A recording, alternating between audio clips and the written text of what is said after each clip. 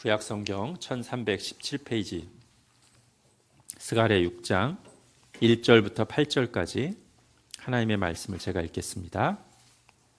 내가 또 눈을 들어본즉 내 병거가 두 산 사이에서 나오는데 그 산은 구리산이더라.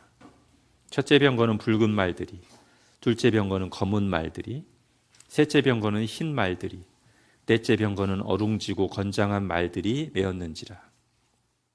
내가 내게 말하는 천사에게 물어 이르되 내 주여 이것들이 무엇이니까 하니 천사가 대답하여 이르되 이는 하늘의 내 바람인데 온 세상의 주 앞에 서 있다가 나가는 것이라 하더라.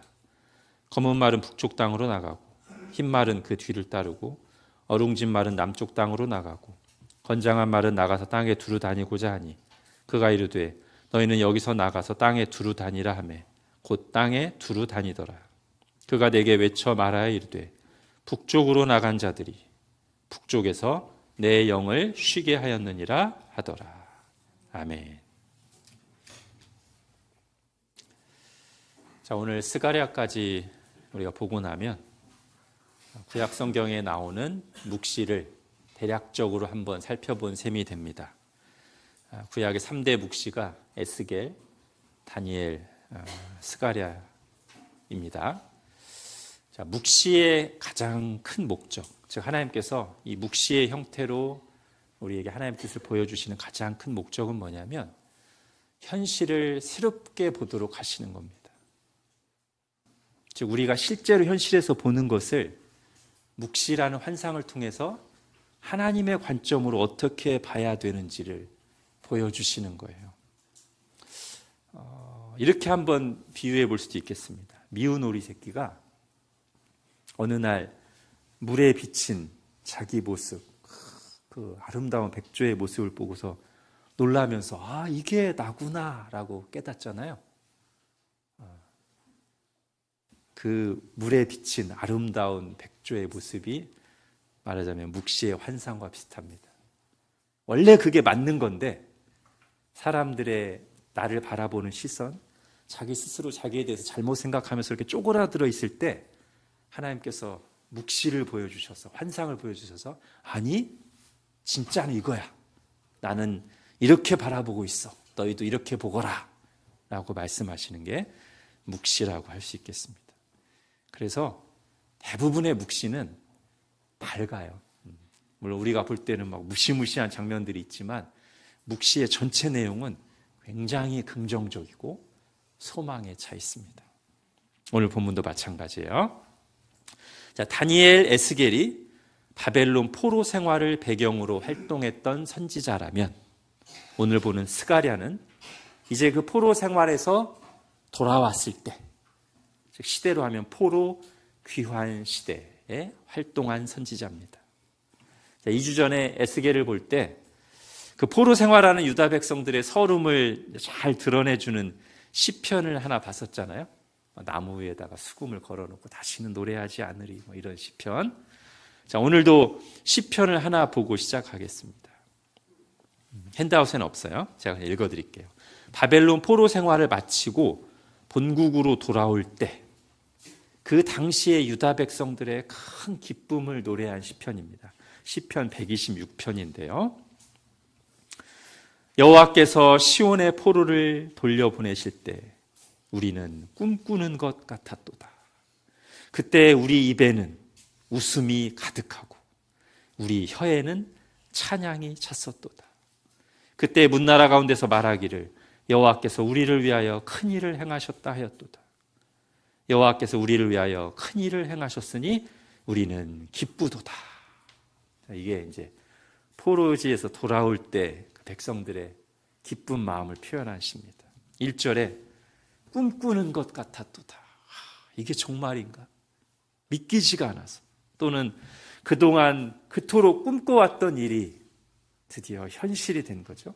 그들은 70년간의 바벨론 포로 생활을 마치고 약속의 땅으로 돌아왔습니다. 쭉 돌이켜보니까 정말 모든 일들이 다 선지자들이 예언했던 하나님 말씀대로 됐어요.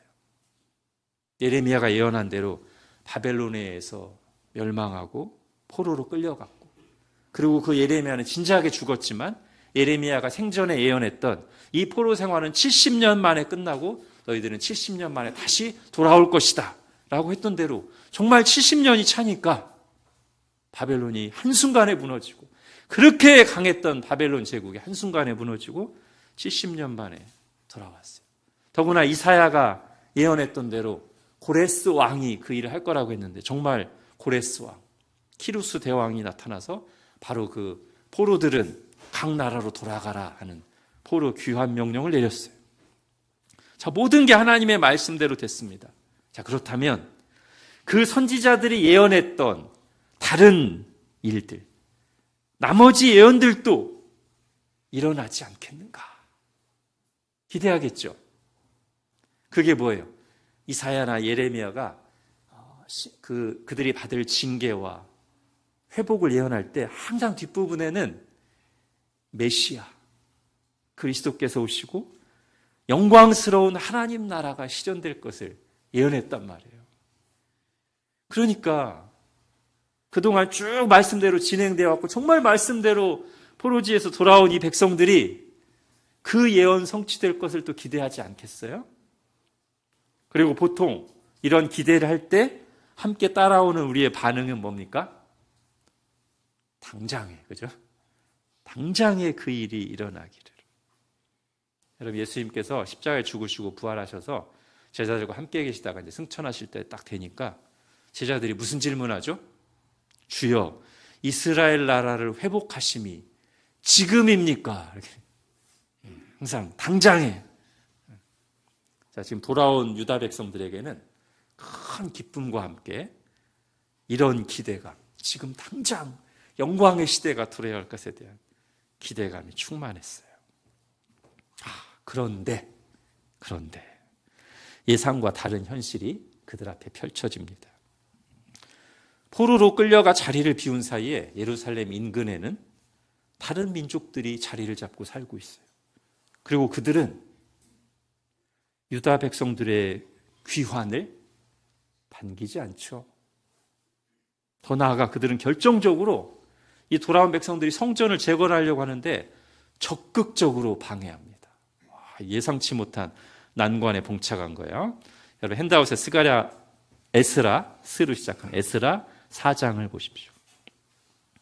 사로잡혔던 자들의 자손이 이스라엘의 하나님 여호와의 성전을 건축한다 함을 듣고 유다와 베냐민의 대적이 듣고 이로부터 그 땅 백성이 유다 백성의 손을 약하게 하여 그 건축을 방해하되 바사왕 고레스의 시대부터 바사왕 다리오가 즉위할 때까지 관리들에게 뇌물을 주어 그 계획을 막았으며 또 아하수에로가 즉위할 때 그들이 글을 올려 유다와 예루살렘 주민을 고발하니라.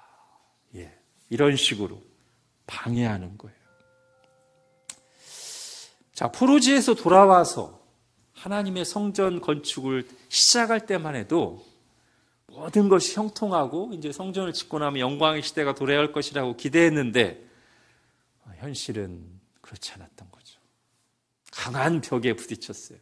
여러분, 이럴 때 보통 어떤 생각을 하게 되죠? 자, 출애굽 때를 한번 생각해 보십시오. 자, 포로지에서 돌아온 게 이제 제2의 출애굽이라고 불리기도 하는데, 출애굽 때, 자, 10가지 기적과 홍해를 가르면서 애굽의 오랜 노예 생활에서 벗어났어요. 이스라엘에게 기대가 충만했는데, 그들이 구원받은 후에 딱 들어선 곳이 어디예요? 척박한 광야죠. 당장 먹고 사는 문제에 직면하잖아요. 물, 음식. 그러자 그들에게서 어떤 반응이 나와요? 즉각적으로 원망과 불평이 쏟아집니다. 심지어 심할 때는 왜 우리를 애굽에 살게 놔두지, 우리를 구원해가지고 이렇게 고생하게 만들어. 구원의 은혜까지도 폄훼할 만큼 원망과 불평이 쏟아져요. 자, 예수님 믿고 신앙생활할 때도, 시작할 때도 비슷한 일이 있을 수 있습니다. 은혜를 받았어요. 이제 내가 하나님의 자녀가 됐어요. 근데 만사형통은 아니란 말이에요. 가끔 현실적인 문제에 부딪히면 크게 실망하고 부정적인 생각에 빠지기도 합니다. 내가 하나님 믿는데 왜 이런 일이? 또 하나님께 헌신할 때도 그럴 수 있죠. 하나님을 위해 이제 본격적으로 뭔가 헌신하고 잘해보려고 하는데 꼭 주변 반응이 좋은 것만은 아니죠. 오히려 비판하거나 어떤 반대에 부딪힐 수 있습니다. 그러면 또 부정적인 생각에 빠지기 쉬워요. 내가 하나님을 위해서 이렇게 하려고 하는데 왜 이런 어려움이 닥친단 말인가. 지금 큰 기쁨과 부푼 기대를 안고 포로지에서 돌아와서 하나님을 위해서 성전을 건축하려고 했던 유다 백성들이 바로 그런 상황에 직면한 겁니다. 또 하나, 그들의 기대를 실망으로 바꾼 게 있는데, 성전 재건을 위해서 이제 터를 놨는데요. 막상 보니까 너무 작고 초라해요. 선지자들이 예언했던 영광스러운 회복과는 거리가 멀어 보인다는 거죠. 여러분, 핸드아웃 학계 2장 보십시오. 학계 2장 3절. 너희 가운데 남아있는 자 중에서 이 성전의 이전 영광을 본 자가 누구냐? 이제 이것이 너희에게 어떻게 보이느냐? 이것이 너희 눈에 보잘것없지 아니하냐? 여기서 말하는 이 성전의 이전 영광이란 솔로몬 성전을 말하는 겁니다. 솔로몬 성전은 매우 웅장하고 화려했죠. 말 그대로 그냥 보기만 해도 영광스러웠어요. 근데 지금 짓고 있는 성전터를 보니 70년 만에 포로지에서 돌아온 사람들 중에는 아주 나이 많은 노인들도 있을 거 아니에요. 그 사람들이 옛날 성전을 봤어요. 솔로몬 성전을 봤던 사람이. 그 솔로몬 성전을 봤던 사람들이 볼 때 지금 성전터를 보니까 한참 못 미쳐요. 사이즈가 너무 작아. 그래서 그들 눈에 보잘것없이 보였어요. 자, 그런 성전터를 바라보고 실망하는 백성들의 반응이 스가랴서에도 나옵니다. 스가랴 4장, 핸드아웃에 보십시오. 4장 10절. 작은 일의 날이라고 멸시하는 자가 누구냐? 좀 더 와닿게 하려고 제가 다른 번역본들을 가지고 왔어요. 시작이 미약하다고 비웃는 자가 누구냐? 시작이 초라하다고 하찮게 여기는 사람이 누구냐? 이런 사람들이 있었단 말이에요. 자, 결국 주변의 방해, 기대했던 것과 달리 너무나 작고 초라해 보이는 성전에 대한 실망감, 그리고 먹고 사는 문제라고 하는 현실적인 상황에 부딪혀서 마음은 식고 성전 재건 공사는 지지부진하다가 결국 멈춰버렸습니다. 그리고 15년간 성전 재건 역사는 중단돼요. 자, 포로지에서 이제 1차, 2차, 3차에 걸쳐서 유다 백성들이 돌아오는데 이 첫 번째로 포로에서 돌아온 사람들의 시대적 소명이 뭐냐면 성전 재건이거든요. 말하자면 그게 그들이 돌아온 이유입니다. 그런데 외부에서 오는 방해와 어떤 실망감 때문에 지금 그들의 소명, 그들이 돌아온 목적 잃어버리고 표류하고 있는 상태예요. 왜 내가 여기 있는지, 하나님의 뜻은 뭔지 혼란스러워요. 지금 표류하고 있어요. 자, 이런 상황에서 등장한 것이 바로 선지자 학개와 스가랴입니다.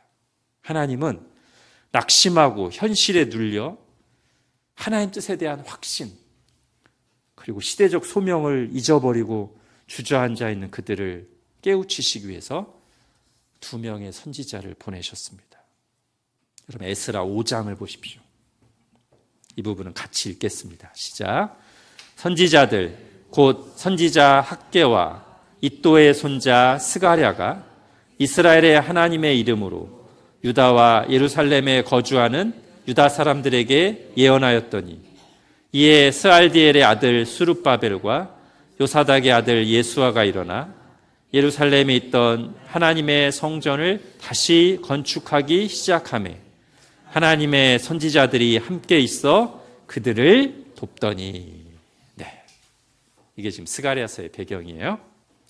자, 그래서 스가랴서 전반부에 나오는 이 환상들은 바로 이렇게 주저앉아 있던, 낙심하고 있던, 두려워하고 있던 하나님의 백성들에게 성전 재건을 촉구하고 독려하는 과정에서 주어진 환상입니다. 당연히 이 환상들은 뭐와 관련이 있겠어요? 당연히 성전과 관련이 있죠. 성전 건축과 관련이 있어요. 즉, 지금 그들이 성전을 건축한다는 것이 어떤 의미가 있는지를 일깨워주고, 그리고 장차 이 성전을 통해서 하나님이 이루실 일들을 환상으로 보여주는 거예요. 자, 아마도 하룻밤 사이에 주어진 것으로 보이는 이 8개의 환상 시리즈는 잘 짜여진 구조물 같은데요. 특히 첫 번째 환상과 마지막 8번째 환상이 대칭됩니다. 이 두 환상에는 여러 색깔의 말들이 나와요. 하얀 말, 빨간 말, 검은 말, 그리고 그 말을 탄 기병들이 나옵니다. 나중에 요한계시록에 보면 거기도 비슷한 색깔의 말을 탄 기병들이 2번 나옵니다. 자, 오늘은 스가랴서에서 이 말과 기병들의 환상이 어떤 뜻인지 살펴보겠습니다. 자, 오늘 본문을 이제 보십시오. 자, 첫 구절부터 해석이 필요한 장면이 나옵니다. 1절 같이 읽겠습니다. 시작. 내가 또 눈을 들어본즉 내 병거가 두 산 사이에서 나오는데 그 산은 구리산이더라. 자, 이제 2절, 3절에 각각 색깔이 다른 말들을 타고 있는데 병거가 나오죠. 자, 말들의 색깔도 이제 눈길을 끕니다만, 자, 1절을 볼 때, 1절에서 더 주목하게 되는 것은 그 말들이 나오는 산이에요. 자, 그 산이 어떤 산이라고 나옵니까? 구리산이에요. 또는 노스로 된 산이에요. 자, 산이 구리로 되어 있다? 평범하지 않죠. 뭔가를 상징하는 것 같습니다. 근데 뭐를 상징하는 걸까? 산이 2개고 그 산 사이에서 말들이 나오니까 이 산은 마치 어떤 큰 입구 같은 느낌을 주는데요. 자, 입구에 있는 2개의 커다란 구리산. 이게 힌트예요. 자, 제가 방금 앞에서 스가랴서에 나오는 환상들은 성전과 관련이 있다고 했잖아요. 자, 성전 입구에 보면, 솔로몬의 성전 입구에 보면 2개 구리로 된 큰 구조물이 있습니다. 자, 솔로몬 성전을 묘사한 열왕기상 7장을 한번 보겠습니다. 그가 놋기둥 2를 만들었으니 그 높이는 각각 18규빗이라 각각 12규빗 되는 줄을 두를 만하며 이 2 기둥을 성전의 주랑 앞에 세우되 오른쪽 기둥을 세우고 그 이름을 야긴이라 하고 왼쪽에 기둥을 세우고 그 이름을 보아스라 하였으며. 자, 지금 성전 입구에 대략 높이가 10m, 둘레가 5m쯤 되는 큰 기둥을 세웠어요. 근데 그 기둥은 어떤 기둥이에요? 놋기둥이에요. 다른 말로 하면 구리 기둥입니다. 어떤 분들이 놋이랑 구리가 다르다고 할까봐 제가 원어로 말씀드릴게요. 오늘 본문에 나오는 구리산 할 때 구리하고 여기서 열왕기상에 나오는 놋기둥 할 때 놋, 똑같이 히브리어로 네호셰트입니다. 같은 말이에요. 자, 2 구리산이, 오늘 환상에 나오는 2 구리산이 성전 앞에 있는 2 기둥을 상징한다는 해석을 뒷받침해주는 본문이 오늘 9절이 오늘 본문에 또 나옵니다. 5절을 보십시오. 자, 이게 뭐냐고 물었더니 천사가 이렇게 대답합니다. 천사가 대답하이르되 이는 하늘의 내 바람인데 어디에 있다가 온 세상의 주 앞에 서 있다가 나가는 것이라. 지금까지 온 세상의 주 앞에 있다가 지금 이제 출동하면서 나간다는 거예요. 자, 그러면 이 온 세상의 주는 이제 하나님인데 하나님 앞이 어디일까? 여러분, 보통 하나님께서 환상으로 자신을 보여주실 때는 하나님 어디 계시냐면 성전의 보좌에 계십니다. 2주 전에 봤던 에스겔에서 하나님께서 환상으로 자신을 보여주실 때, 자신의 영광의 형상을 보여주실 때 어디 계셨어요? 원래 성전에 계시다가 그죠? 그 성전이 오염되니까 나오시는데 이동 성소의 모습으로 나오시잖아요. 그죠? 여전히 거기 계세요. 성소에. 자, 이사야 선지자에게 보여주신 환상도 마찬가지입니다. 여러분 핸드아웃에 이사야 6장 보십시오. 우시야 왕이 죽던 해 내가 본즉 주께서 높이 들린 보좌에 앉으셨는데 그의 옷자락은 성전에 가득하였고. 예. 이사야도 환상을 봤어요. 근데 환상 속에 보니까 하나님이 어디에? 성전에 보좌에 앉아 계셨어요. 따라서 오늘 본문의 환상에서 네 병거가 온 세상의 주 앞에 서 있다가 구리로 된 두 산 사이에서 나오는 모습은 성전의 보좌에 좌정하신 하나님 앞에 있다가 그분의 출동 명령을 받고 성전 입구를 나서는 모습을 상징적인 이미지로 보여준 것이다 라고 정리할 수 있겠습니다. 자, 이렇게 환상의 기본적인 뜻을 해석했다면 우리가 이제 한 가지 질문이 생기죠. 성전 입구에 자리 잡고 있는 구리로 된 두 개의 큰 형상이 있어요. 그리고 오늘 환상에서는 그걸 산으로 보여주셨어요. 왜 그러셨을까?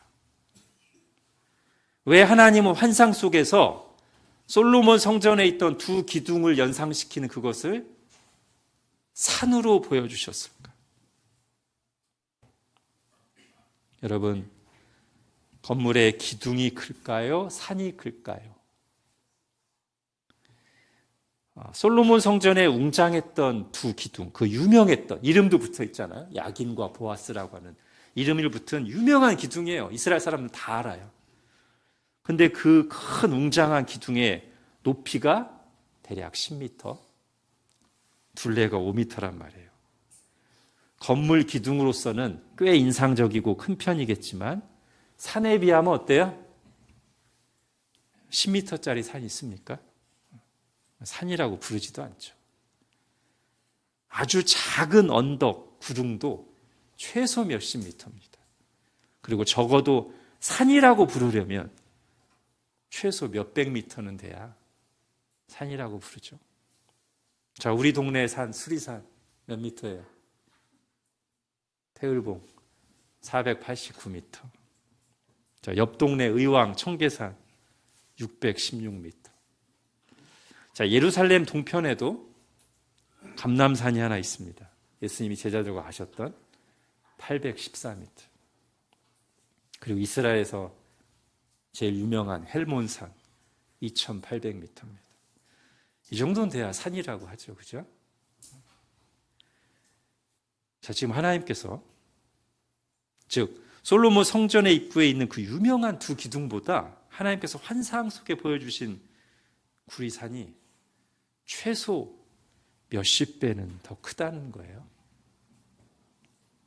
자, 이런 환상을 보여주시는 하나님의 의도가 뭘까요?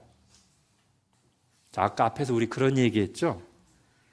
성전을 건축하는 이스라엘 사람들이 그 성전 터를 보고 너무 작아 보여서 초라하다고 느끼 하찮게 여겼다고 했잖아요. 근데 하나님은 환상 속에서 그 성전을 아주 크게, 특히 어느 성전과 비교되게? 솔로몬 성전과 비교되도록 해서 솔로몬 성전에 있는 그 유명한 두 기둥보다 몇십 배는 큰 구리산을 보여주시는 거죠. 자, 학개 2장을 보십시오. 다시 학개 2장 7절 9절. 이 말씀과 연결된다고 할 수 있습니다. 같이 읽겠습니다. 시작. 또한 모든 나라를 진동시킬 것이며 모든 나라의 보배가 이르리니 내가 이 성전에 영광이 충만하게 하리라. 만군의 여호와의 말이니라. 이 성전의 나중 영광이 이전 영광보다 크리라. 만군의 여호와의 말이니라. 내가 이곳에 평강을 주리라. 만군의 여호와의 말이니라. 아멘. 지금 보기에 너희가 보기에 작게 보이지? 이 성전의 나중 영광, 이전 영광이 아까 뭐라고 했어요? 솔로몬 성전의 영광. 그거보다 크리라. 이렇게 학개에게 주신 말씀을 상징적인 이미지로 보여준 것이 오늘 본문이라고 할 수 있어요. 뭘 말씀하고 싶으신 겁니까? 지금 너희들이 하고 있는 일, 너희 눈에 작아 보이는 그 성전을 건축하는 일, 결코 작은 일이 아니라는 거예요. 여전히 페르시아가 온 세상을 지배하고 있는 상황에서 우리는 그의 조그만 속국 중의 하나로 제국의 구석에서 쬐끄만 성전을 짓는 것이, 이 성전 건축에 수고하고 헌신하는 것이 무슨 의미가 있단 말인가? 이렇게 잘못 생각하기 쉬운 당신의 백성들에게 하나님께서 전혀 그렇지 않다는 것을 환상으로 보여주시는 거예요. 하나님은 지금 너희들이 짓고 있는 그 성전에 임재하시고 거기서 너희들을 만나줄 것이다. 그리고 그 성전에 임재하는 나 하나님은 온 우주 만물을 다스리는 하나님이다. 내 집을 짓는 일을 너희를 택해서 너희에게 맡겼는데 작게 보인단 말이냐? 지금 너희가 하는 그 일은 페르시아의 왕궁을 짓는 것과도 비교가 안 되는 그 어떤 일보다도 가장 위대한 소명이다. 그러니 낙심하지 말아라. 하나님께서 함께 하시고 영광을 받으실 것이다. 이 성전을 통해 하나님이 일하실 것이다. 힘을 내라. 이렇게 말씀하시는 거죠. 여러분, 만약에 우리가 정말 중요하고 가치 있는 일을 하고 있으면서 그걸 깨닫지 못한다면, 내가 지금 얼마나 중요한 일을 하고 있는지 깨닫지 못한다면 안타까운 일이죠. 그리고 어떤 문제가 생길까요? 그걸 깨닫지 못하면 두 가지 문제가 있어요. 첫 번째는 감사와 기쁨이 없어요. 자, 이 일의 의미를 알면 제일 중요한 일 하는 거잖아요. 와, 나에게 이런 일을 맡기시다니 하고 기쁨을 할 텐데 이게 얼마나 중요한 일인지를 알지 못하면 제일 중요한 일을 하면서도 전혀 감사와 기쁨이 없어요. 오히려 부정적인 생각에 빠지죠. 내가 지금 뭐 하고 있나. 그죠? 얼마나 안타까워요. 자, 그 다음엔 어떤 일도 발생할 수 있어요? 그게 좀 더 진행되면 그 일을 팽개칠 수 있어요.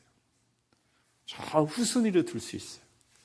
그리고 이거보다 훨씬 덜 중요한 또는 전혀 값어치 없는 일에 내 시간과 에너지와 마음을 쏟을 수 있어요. 정말 내 모든 걸 쏟아부어야 될 진짜 가치 있는 일이 얼마나 중요한지 모르니까 엉뚱한 일에 시간을 쏟아부을 수 있어요. 비유컨대 최고의 보석을 가지고 있으면서도 그 가치를 몰라서 전혀 기뻐하지도 않고, 그리고 자기는 최고 보석을 가지고 있으면서 남들이 가지고 있는 동전을 막 부러워하고 있어요. 그래서 야, 내가 이거 줄게, 동전 바꿔줘.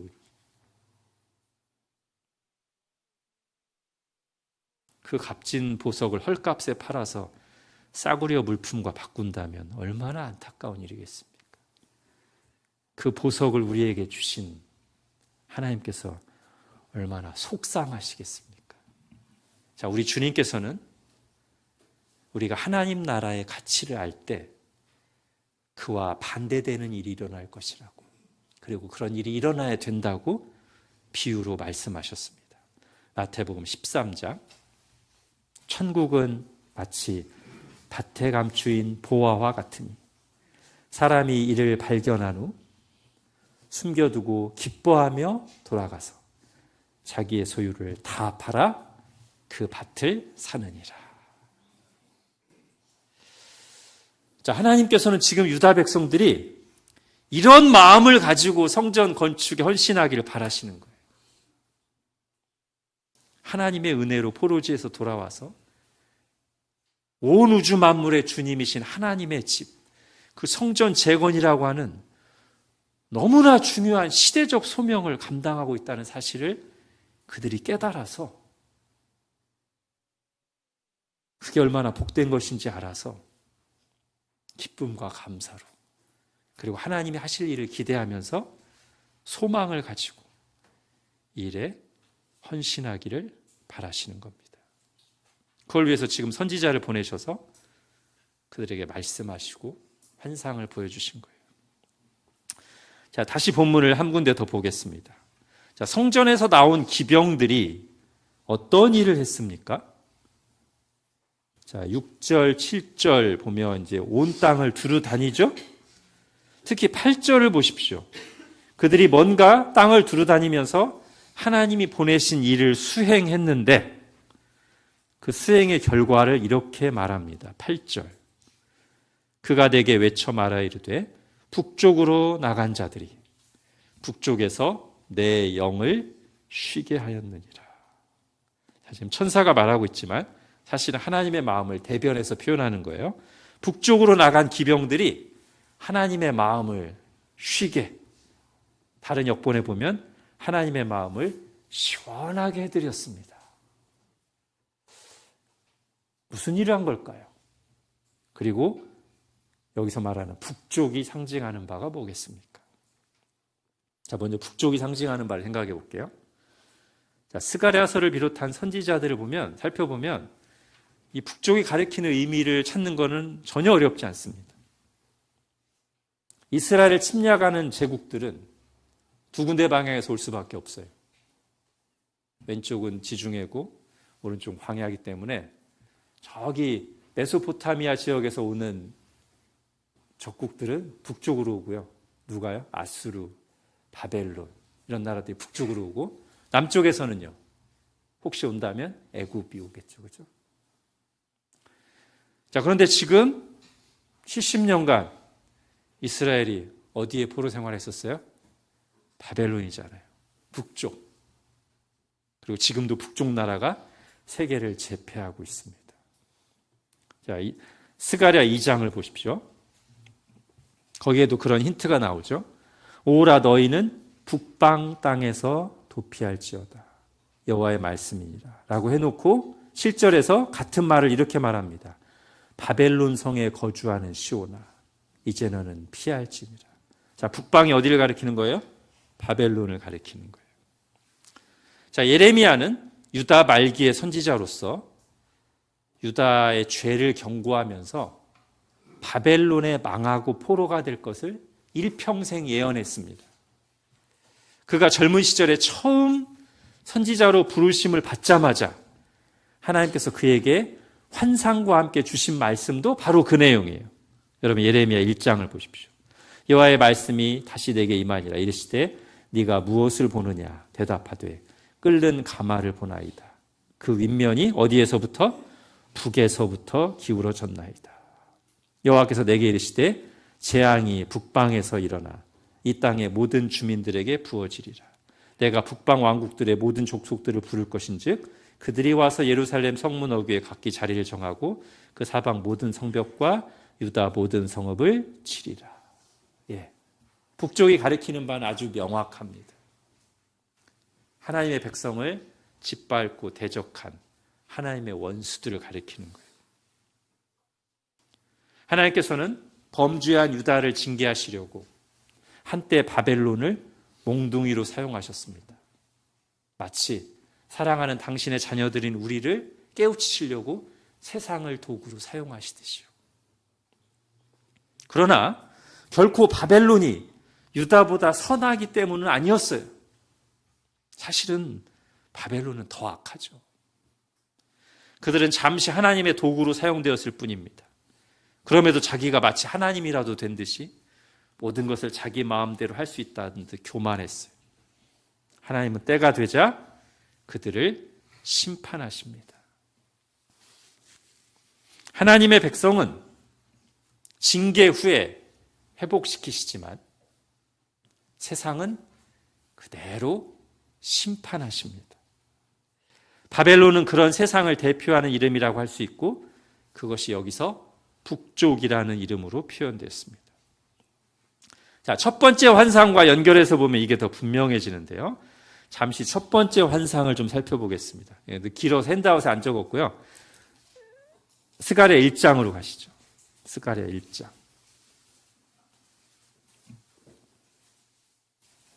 자, 빨리빨리 읽으면서 첫 번째 환상을 보겠습니다. 첫 번째 환상이 스가랴 1장 7절부터 나와요. 자, 읽는 것은 8절부터 읽겠습니다. 내가 밤에 보니 한 사람이 붉은 말을 타고 골짜기 속 화석류 나무 사이에 섰고 그 뒤에는 붉은 말과 자줏빛 말과 백마가 있기로. 자, 여기도 말들이 나오죠, 그죠? 그래서 여덟 번째 환상과 이어진다고 했습니다. 자, 9절에서 스가랴가 그 기병들이 누구인지를 묻자 10절에 이런 대답이 나옵니다. 화석류 나무 사이에 선자가 대답하이르되 이는 여호와께서 땅에 두루다니라고 보내신 자들이니라. 아까 비슷하죠, 그죠? 지금까지는. 근데 약간 차이가 있어요. 자, 여러 색깔의 말이 나오고 땅에 두루다닌다는 점은 여덟 번째 환상하고 비슷하지만 이후 내용을 쭉 보면 이들은 병거가 아닙니다. 아까 여덟 번째 환상에서는 두 산 사이에서 뭐가 나왔어요? 병거가 나왔죠? 여긴 병거가 아니에요. 이들은 직접 나가서 싸우는 자들이 아니라 순찰자들입니다. 그래서 그들이 온 땅을 두루다니며 순찰하고 난 뒤에 돌아와서 이렇게 보고를 드립니다. 11절. 그들이 화석류 나무 사이에 선 여호와의 천사에게 말하되 우리가 땅에 두루다녀 보니 온 땅이 평안하고 조용하더이다 하더라. 이렇게 보고했어요. 여러분, 이게 좋은 내용일까요? 나쁜 내용일까요? 헷갈리는 보고죠. 언뜻 보면 온 땅이 평안하고 조용하니까 좋은 거잖아요. 아니에요. 이거는 뭔가 문제가 있는 평화예요. 바벨론의 평화요, 페르시아의 평화요, 팍스 로마나 로마의 평화입니다. 즉 힘으로 약한 자들을 억눌러서 유지되고 있는 평화. 그러면서 이 힘 있는 자들은 그들을 압제하면서 자기들만 좋아하고 있는 그런 평화의 상태예요. 그렇기 때문에 이 보고를 듣고 난 후에 여호와의 천사가 12절에서 하나님께 이렇게 보고합니다. 여호와의 천사가 대답하이르되 만군의 여호와여, 여호와께서 언제까지 예루살렘과 유다 성읍들을 불쌍히 여기지 아니하시려 하나이까? 이를 노하신 지 70년이 되었나이다 하매. 이렇게 탄원한단 말이에요. 언제까지입니까? 세상을 심판하시고 하나님의 백성을 회복시키는 일을 언제까지 기다려야 됩니까? 이런 말이에요. 그리고 여기에 익숙한 기간이 나오죠? 이를 노하신 지 70년이 되었습니다. 바벨론 포로 생활 70년을 가리키는 숫자이자 하나님의 백성들이 고난받고 세상이 득세하는 기간을 가리키는 상징적인 숫자입니다. 그러자 하나님은 대답하시죠. 장차 악한 세상들에 대한 진노를 드러내시며 하나님의 백성을 회복시킬 것을 말씀하십니다. 14절부터 보십시오. 내게 말한 천사가 내게 이르되 너는 외쳐 이르기를 만군의 여호와의 말씀이 내가 예루살렘을 위하며 시온을 위하여 크게 질투하며 안일한 여러 나라들 때문에, 자, 요게 이제 11절에 나오는 온 땅이 평안하고 조용하더이다고 연결되는 거예요. 안일한 여러 나라들 때문에 심히 진노하나니 나는 조금 노하였거늘 그들이 힘을 내어 고난을 더하였습니다. 그러므로 여호와가 이처럼 말하노라 내가 불쌍히 여김으로 예루살렘에 돌아왔은즉 내 집이 그 가운데 건축되리니 예루살렘 위에 먹줄이 처지리라. 만군의 여호와의 말이니라. 그가 다시 외쳐 이르기를 만군의 여호와의 말씀에 나의 성읍들이 넘치도록 다시 풍부할 것이라. 여호와가 다시 시온을 위로하며 다시 예루살렘을 택하리라 하라 하니라. 이렇게 하나님께서 지금 첫 번째 환상에서는 세상을 두루 살핀 말들, 기병들, 순찰자들의 보고를 받고 그래, 이제 내가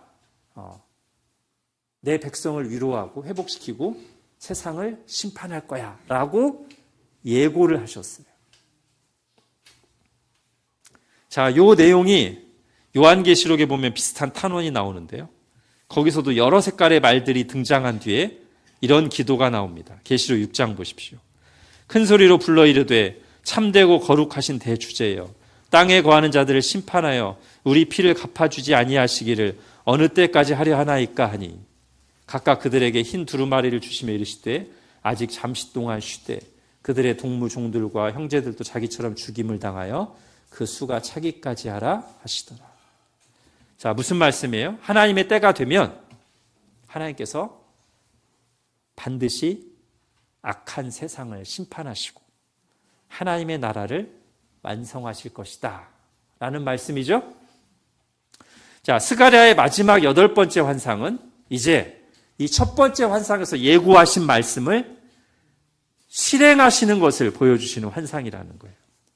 첫 번째 환상에서 순찰자들의 보고를 들으시고 나서 바벨론을, 세상을 심판하고 예루살렘 회복하실 것을 예고하셨는데, 이제 8번째 환상에서는 드디어 병거들이 출동해서, 하나님의 명령을 받고 출동해서 온 땅을 두루다니며 특별히 어느 쪽에 가서, 북쪽에 가서 하나님의 대적들이자 하나님의 백성들의 대적들을 다 심판했어요.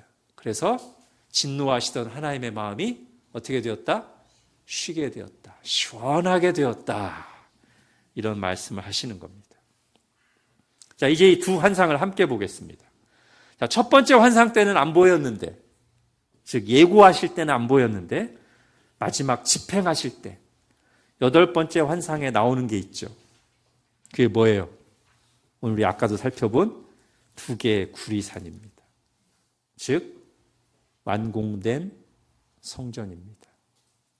여기 다시 성전 건축을 독려하시는 하나님의 메시지가 들어있어요. 어떤 뜻이 암시되어 있는 겁니까? 너희가 짓고 있는 그 성전이 완공될 때 내가 약속한 그 일이 일어날 것이다. 내가 세상을 심판하고 하나님의 나라를, 내 백성을 회복시키며 하나님 나라를 완성할 것이다. 이 메시지가 들어있는 거예요. 앞서 봤던 학계 말씀처럼 말이죠. 학계 2장 9절 7절 다시 봅니다. 또한 모든 나라를 진동시킬 것이며 모든 나라의 보배가 이르리니 내가 이 성전에 영광이 충만하게 하리라. 만군의 여호와의 말이니라. 이 성전의 나중 영광이 이전 영광보다 크리라. 만군의 여호와의 말이니라. 내가 이곳에 평강을 주리라. 언제? 성전이 완공됐을 때. 그러니 지금 어떻게 하라고요? 이런 소망을 가지고 너희가 하고 있는 성전 재건의 사역을 힘써 행하라 라고 말씀하시는 거예요. 자, 이게 우리에게 어떻게 연결될까요? 우리는 구약시대가 아니라 신약시대를 사는 하나님의 백성들이죠. 스가랴가 환상을 보고 활동하던 시대 하나님의 백성들과 지금 우리 사이에는 중간에 어떤 일이 있었어요? 결정적인 성취의 사건이 있었어요. 예수 그리스도께서 오셨어요. 예수 그리스도의 성육신과 십자가와 부활 사건이 있었습니다. 그래서 똑같은 하나님의 백성이지만 그들과 우리가 시대가 달라요. 그들은 예언과 예표의 시대에 살았던 하나님의 백성들이라면 우리는 성취와 실체의 시대에 살고 있는 하나님의 백성들입니다. 그래서 우리는 더 이상 예언과 예표의 시대 사람들처럼 건물 성전을 짓거나 거기서 하나님께 동물을 잡아서 제사 드리는 그런 방식으로 하나님을 예배하고 만나고 경험하는 사람들이 아니라 이제는 진정한 성전인 예수 그리스도의 몸된 교회를 이루어서 영과 진리로 하나님을 예배하고 섬기는 사람들입니다. 그러므로 스가랴 시대 하나님의 백성들에게 성전 건축이 결코 작은 일이 아니고 하나님이 보실 때는 너무나 크고 중요한 일이라는 것을 일깨워 주시며 독려하시는 말씀은 이제 오늘 우리에게는 그리스도의 몸된 교회를 하나님의 말씀대로 잘 이루는 일이야말로, 이 교회적인 소명을 감당하는 일이야말로 과거 성전 건물을 짓는 것처럼 또는 그걸 예표였으니까 이제 우린 실체잖아요. 그거보다 더 크고 중요한 사명이라는 것을 일깨워주는 것입니다. 실제로 사도들은 교회를 성전에 비유해서 이렇게 얘기했습니다. 여러분 에베소서 2장을 보십시오. 너희는 사도들과 선지자들의 터 위에, 이게 성전 터예요 말하자면, 터 위에 세우심을 입은 자라. 그리스도 예수께서 친히 그 성전 건물의 모퉁이 돌이 되셨느니라. 그의 안에서 건물마다 서로 연결하여 주 안에서 성전이 되어가고, 너희도 성령 안에서 하나님이 거하실 처소, 성전이죠, 되기 위하여 그리스도 예수 안에서 함께 지어져 가느니라. 그러니까 지금 우리는 영적으로 이 비유를 가져와서 말하면 지금 성전 건축이 완공된 게 아니에요. 지어져 가는 중이에요. 우리는 지금 그 소명을 감당하고 있는 중입니다.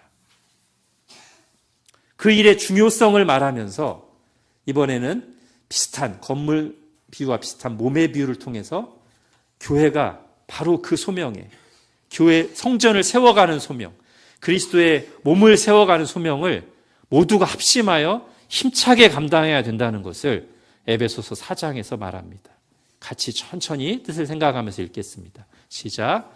우리가 다 하나님의 아들을 믿는 것과 아는 일에 하나가 되어 온전한 사람을 이루어 그리스도의 장성한 분량이 충만한 데까지 이르리니, 이는 우리가 이제부터 어린아이가 되지 아니하여 사람의 속임수와 간사한 유혹에 빠져 온갖 교훈의 풍조에 밀려 요동하지 않게 하려 함이라.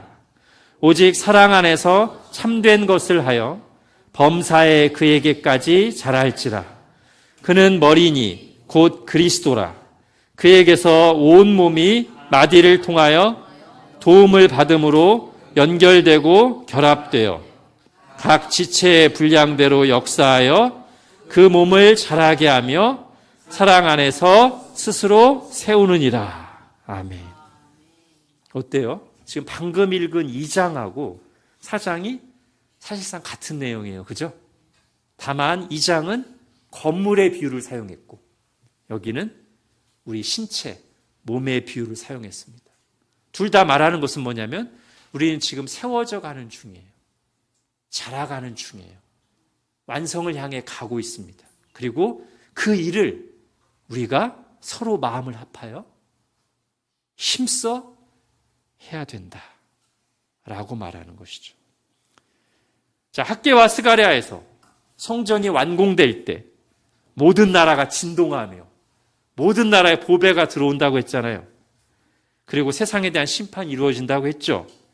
그것을 이제 다시 똑같이 신약으로 가져오면 어떤 의미겠어요?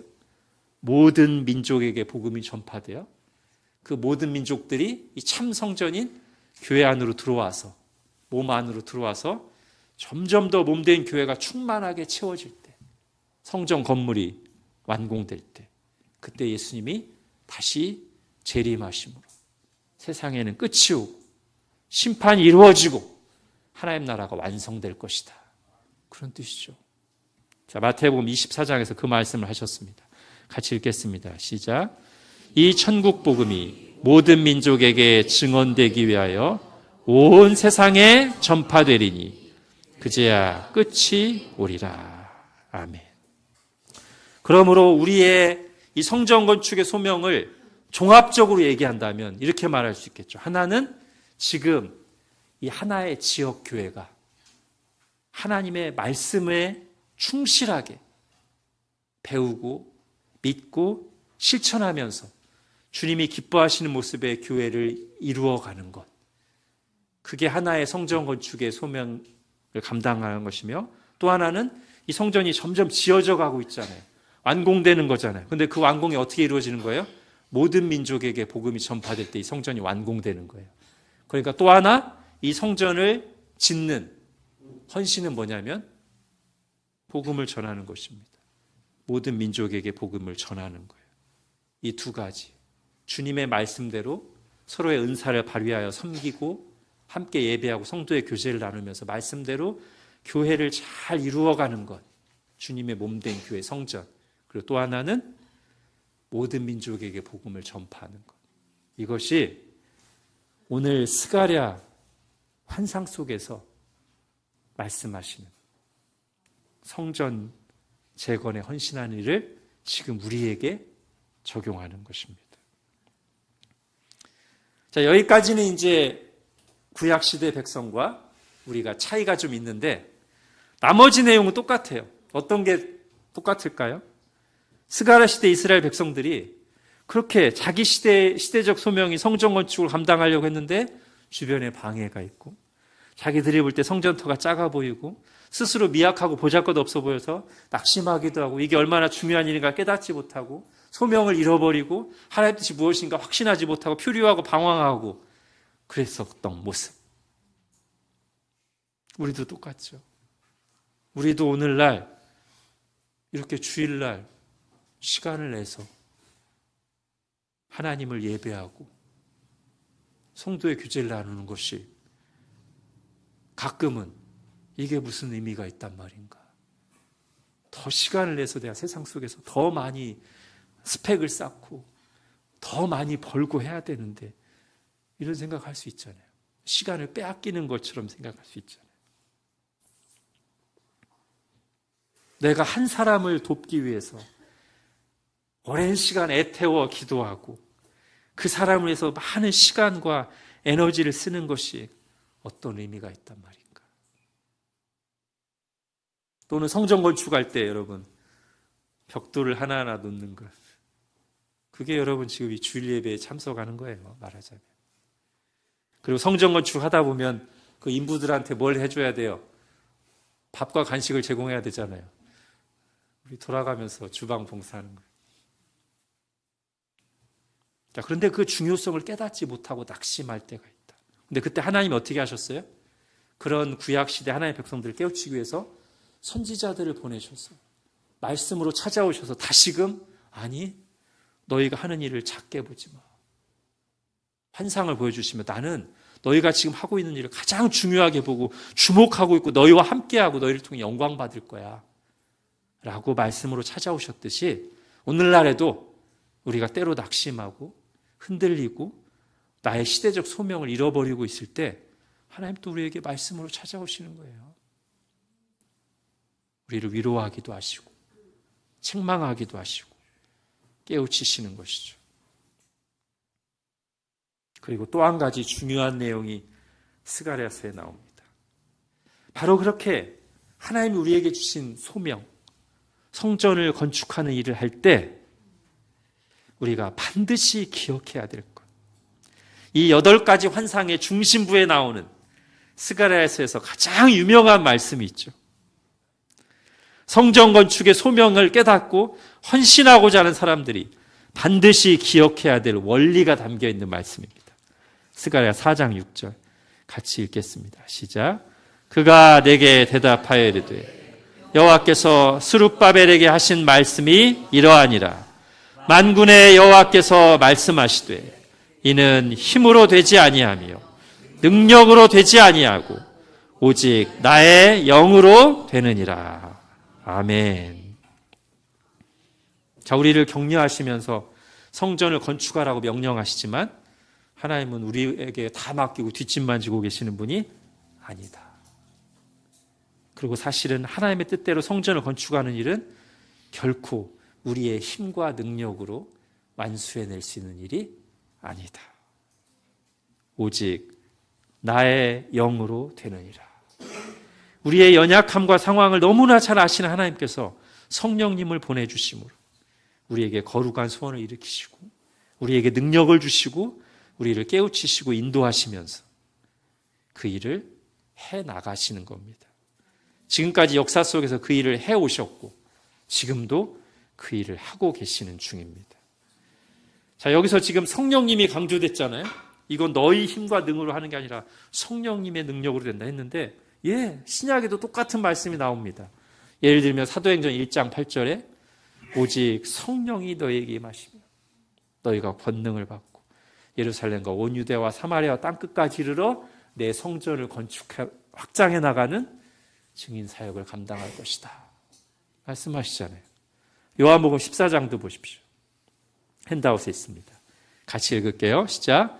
내가 너희를 고아와 같이 버려두지 아니하고 너희에게로 오리라. 보혜사 곧 아버지께서 내 이름으로 보내실 성령 그가 너희에게 모든 것을 가르치고 내가 너희에게 말한 모든 것을 생각나게 하리라. 아멘. 이렇게 하심으로써 우리로 하여금 오늘날의 성전 건축의 소명, 교회를 주님의 뜻대로 이루고 복음을 온 땅에 전하는 사명을 마침내 완수하게 하신다는 거예요. 제가 작년에 어느 대학에 가서 본 돌판에 새겨진 글귀가 있습니다. 현실이 아니라 역사를 살라. 그때 마침 이 스가랴서를 공부하고 있었는데 굉장히 이렇게 저한테는 연결이 딱 됐어요. 와. 여러분 현실을 산다는 게 무슨 뜻이죠?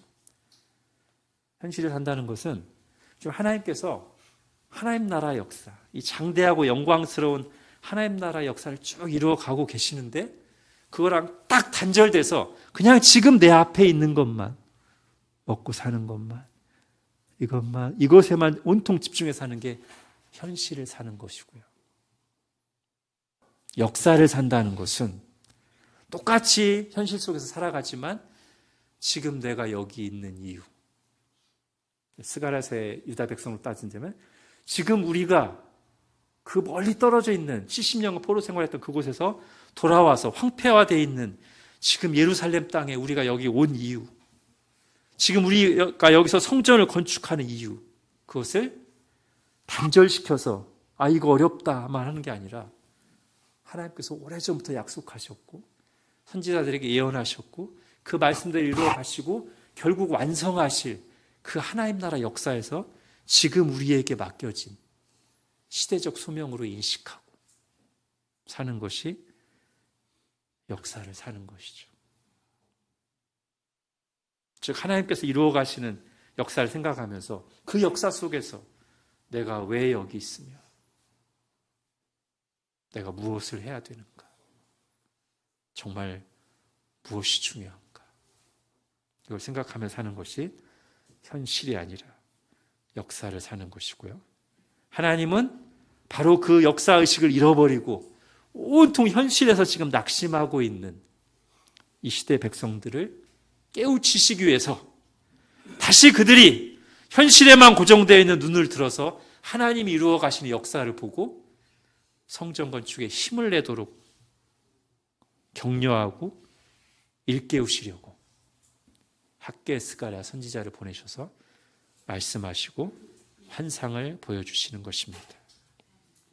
그들에게 주셨던 말씀은 어느 때보다도 교회가 빛과 소금의 역할을 회복해야 될 우리 시대, 우리가 들어야 될 말씀이 아닌가 생각합니다.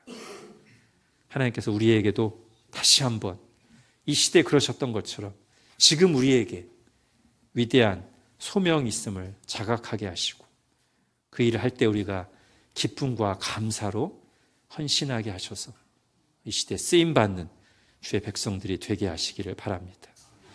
그래서 우리가 주님 앞에 섰을 때 이렇게 말할 수 있기를 바랍니다. 하나님, 제가 하나님의 은혜와 성령님의 도우심을 힘입어 현실만 살지 않고 역사를 살다 왔습니다. 내게 주신 소명, 우리 시대의 교회가 감당해야 할 사명에 저도 한 부분으로 헌신하다 왔습니다. 제게 주신 은혜와 은사를 따라 성전 한 모퉁이에 벽돌 한 장 쌓는 소명을 감당하다가 왔습니다. 그렇게 살도록 저를 구원하시고 말씀을 주시고 함께 하시며 써주신 하나님께 감사와 영광을 돌립니다. 아멘. 기도하겠습니다. 하나님, 오늘 큰 은혜를 입어서 포로된 땅에서 돌아온 하나님의 백성들이 그들에게 성전 재건이라고 하는 온 우주 만물을 다스리시는 하나님의 성전을 짓는 위대한 소명이 주어졌지만 잠시 눈에 보이는 것들 때문에 위축되고 실망하면서 왜 여기에 왔고 무엇을 해야 되는지를 잃은 채 표류하고 있을 때 하나님께서 다시 말씀을 보내셔서 그들이 하고 있는 일이 하나님이 보실 때 얼마나 크고 중요한 일인가를 일깨워 주시고 그래서 그들도 그 하나님의 관점으로 현실을 새롭게 보도록 묵시를 보여주신 사실을 들었습니다.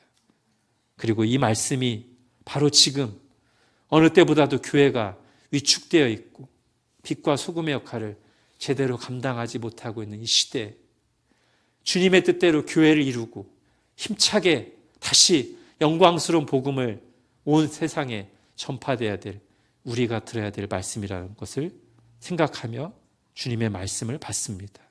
하나님 우리를 일깨워 주시고 힘을 주셔서 우리가 눈에 보이는 현실에만 집착하며 살다가 하나님 앞에 설 때 부끄러워하고 후회하는 일이 없도록 하나님 앞에 섰을 때 제가 주님의 은혜를 힘입어 현실이 아니라 역사를 살다 왔다고 감사함으로 고백하는 저희들 모두가 될 수 있도록 은혜를 베풀어 주옵소서. 예수님의 이름으로 기도합니다. 아멘.